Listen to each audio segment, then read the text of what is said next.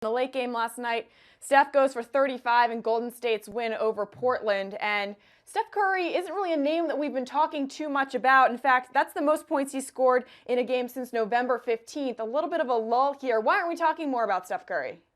He hasn't played all that well, Alexa. Durant's been the best player on this team by a huge margin. And what I think has happened in Golden State, and I've said this to you guys before, and listen, 31-5, you can't argue with.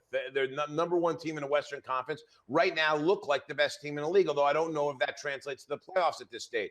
But the thing is they had everybody else adjust to Kevin Durant.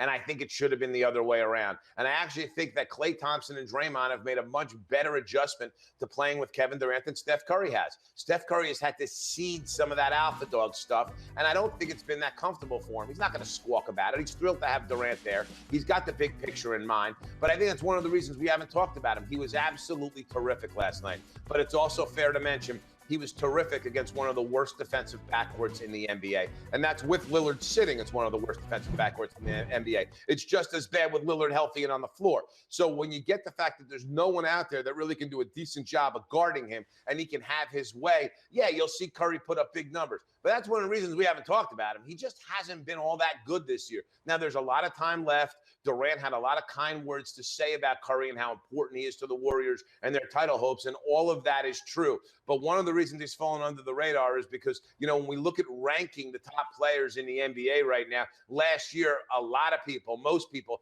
put Steph Curry ahead of Kevin Durant. It's just not true. Kevin Durant is a much better player. He is the alpha dog on this Warrior team. And Curry, in all fairness to him, it's not an easy adjustment when you're a back-to-back MVP. He has been a little bit slow to adjust.